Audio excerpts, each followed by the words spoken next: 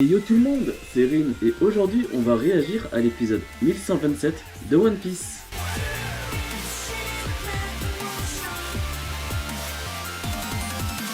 Dans l'épisode précédent, Kuma a finalement rejoint Marijoa, mais il s'est fait stopper net par Akainu, ce qui l'a forcé à prendre la fuite. Le combat entre Luffy et Kizaru a déjà bien été entamé et Luffy ne fait pas le poids avec son Gear Force Snakeman. Kizaru parvient à s'approcher du Dr Vegapunk, mais Luffy n'est pas prêt d'abandonner et revient en Gear 5th pour neutraliser Kizaru. Bref, on va sans plus tarder passer au combat entre Luffy et Kizaru. Let's go!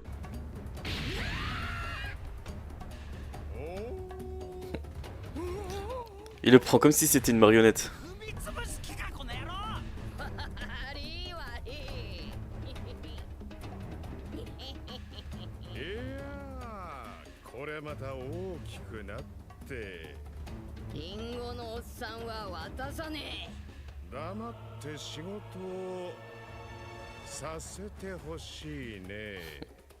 Oh, il transpire Kizaru. Il fait le mec nonchalant comme ça, mais... il suit des fesses, hein. Peut-être parce qu'il sent qu'il arrive pas à s'enlever de sa main.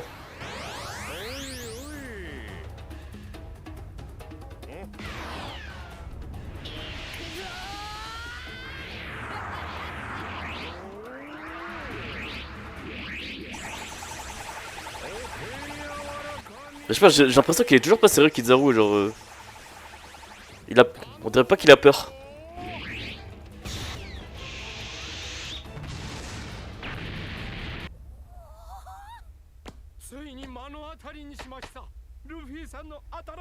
Même s'il a pas d'yeux. Yo ho ho ho.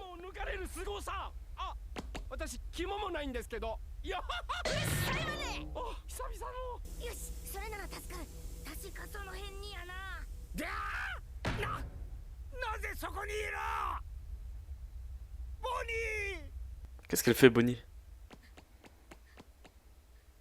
Ah oui, c'est vrai qu'elle a été éjectée par Kizaru. Mais comment elle a réussi à survivre du coup?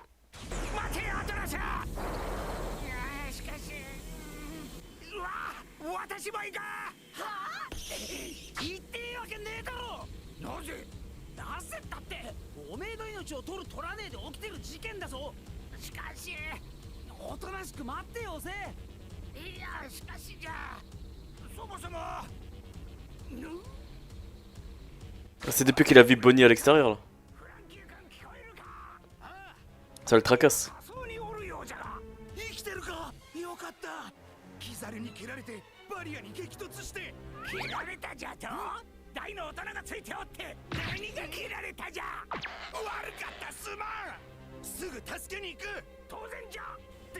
Il nous traite comme une enfant.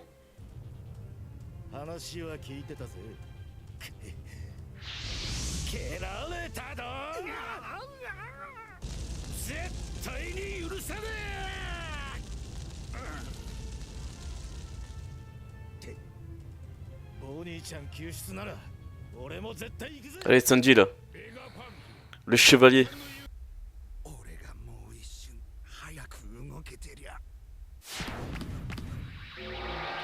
Je peux rien faire face à la vitesse de Kizaru.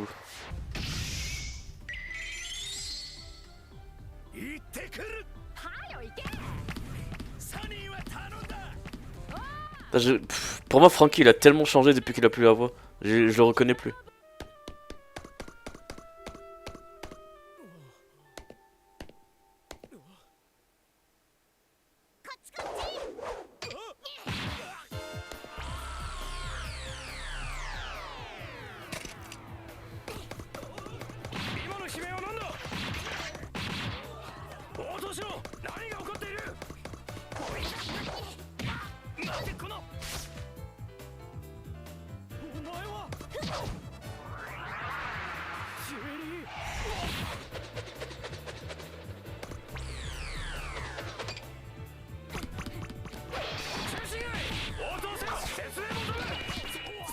Elle maîtrise bien son fruit, hein. Ça se voit qu'elle a l'habitude.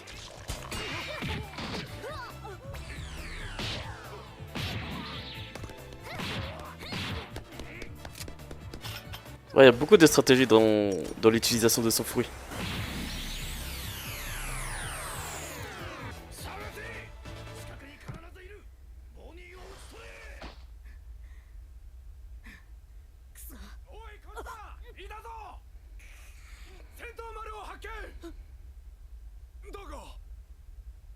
Par contre, je me dis, Bonnie, elle galère quand même.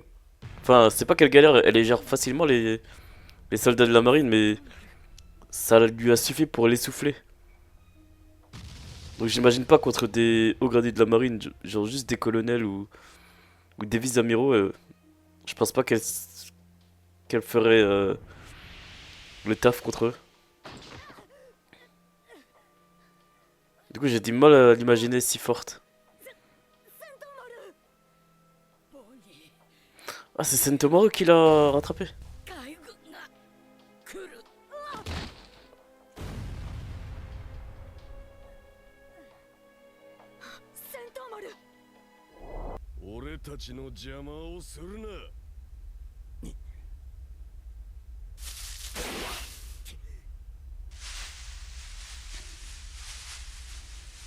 Bon, voyons voir comment Zoro il va s'en sortir face à l'utile.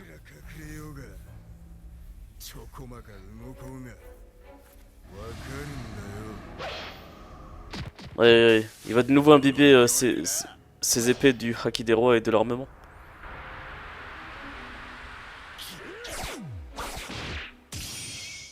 Parce qu'en plus on a vu que l'outil est ultra rapide.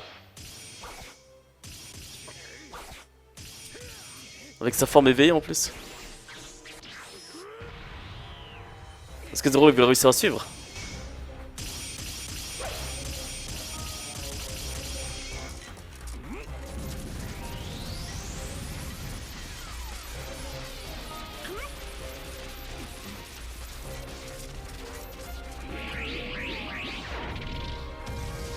Attends, mais comment Zoro il a réussi à faire ça? おおやってんなゾロ手伝おっか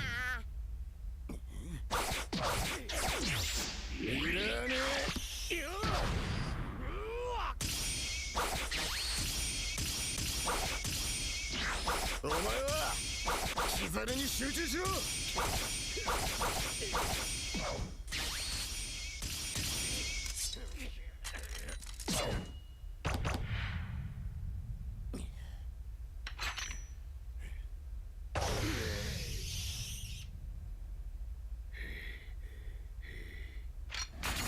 Ah, l'utile il a quand même il a essoufflé devant Zoro. On voit que Zoro il a pris du galon depuis qu'il a battu King, qui est un bras droit d'un empereur. 確かに四皇のナンバー2殺しがいがある。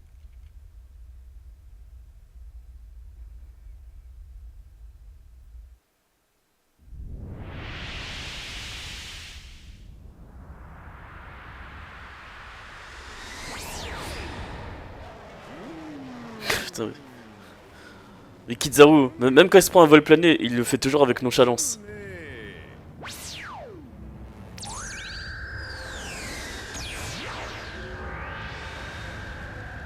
八坂神のマガタマ。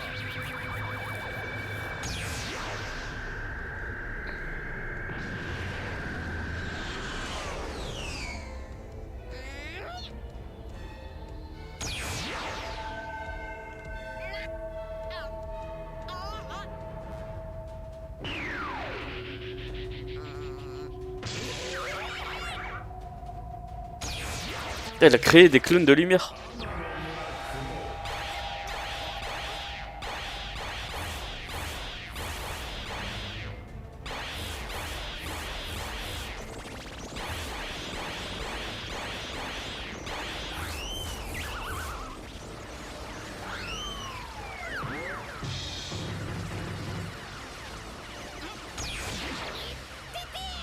Elle a réussi à blesser Luffy.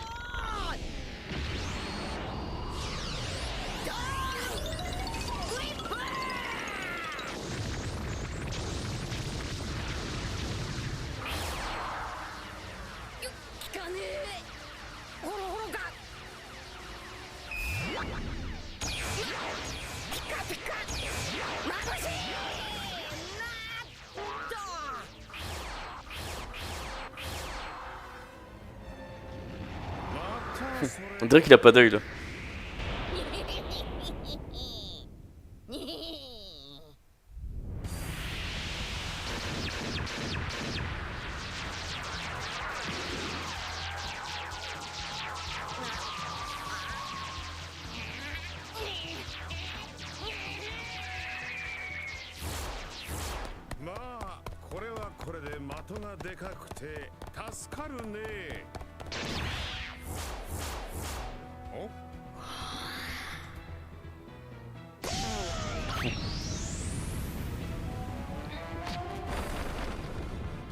What the fuck?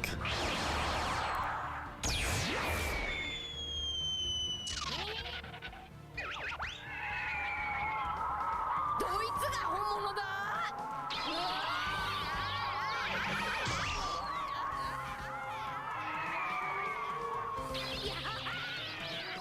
なんてかかったな。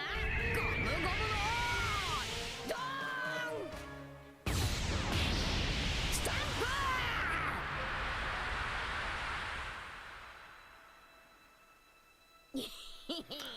Je pense pas que ça suffira contre Kizaru.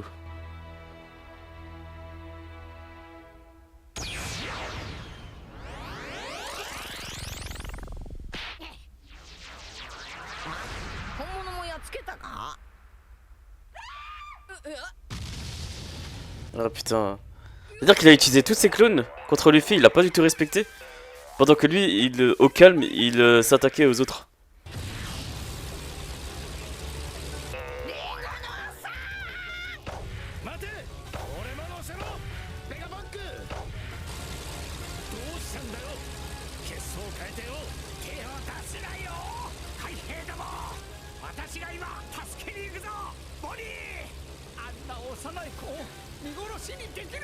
'Un enfant aussi jeune? Putain, mais ça veut dire que la Bonnie qu'on a l'habitude de voir, c'est pas la Bonnie originale?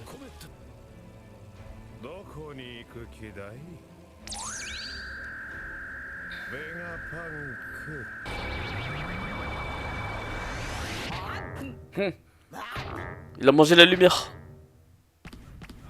Depuis quand ça se mange la lumière?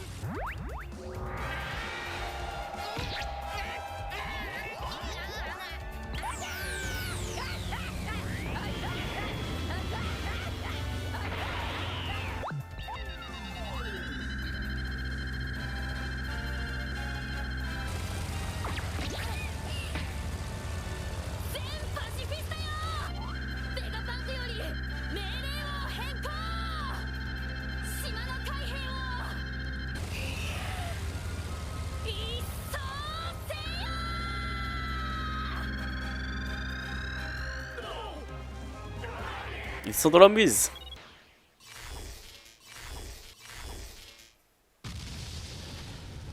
Putain, elle est bizarre cette fin. On s'arrête brusquement sur Saturne. Ouais, en plus il ouvre les yeux. Et voilà que se conclut l'épisode 1127 de One Piece. Alors je sais pas trop quoi penser de cet épisode, notamment sur le combat entre Luffy et Kizaru. Malgré quelques animations innovantes, j'ai eu un peu de mal. L'animation commençait super bien avec Kizaru qui faisait tout pour éviter de tomber dans la mer. Mais le combat en lui-même, j'ai trouvé un peu bordélique et dur à suivre. Et surtout, on a d'un côté Kizaru qui est maître en l'art de la nonchalance. Et d'un autre côté, on a Luffy qui combat en s'amusant en faisant n'importe quoi. Et ça rend du coup ce combat un peu bordélique.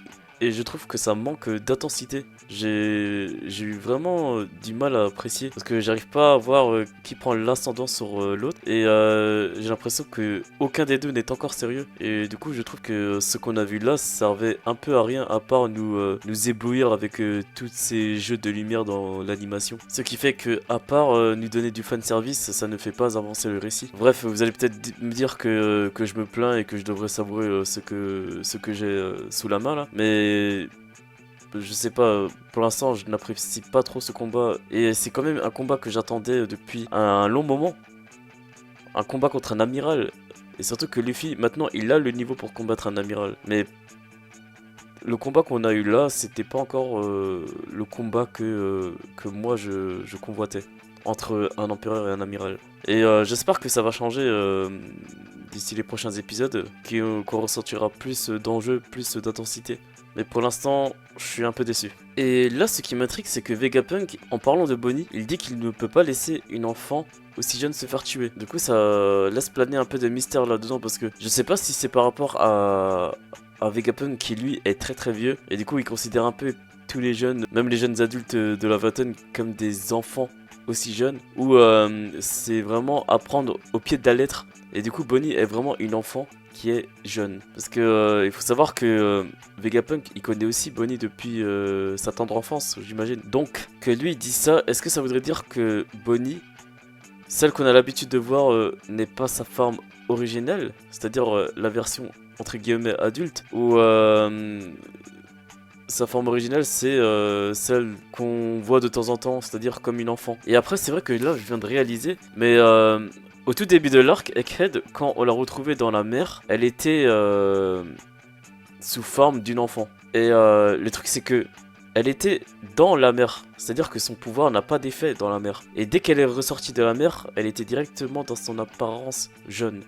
Enfin, c'est-à-dire d'une enfant. Du coup, ça voudrait dire que Bonnie n'est en fait pas du tout adulte. C'est l'enfant parmi les 11 supernovas, parmi la pire génération. Ça veut dire qu'elle aurait réussi à se hisser là grâce à son pouvoir.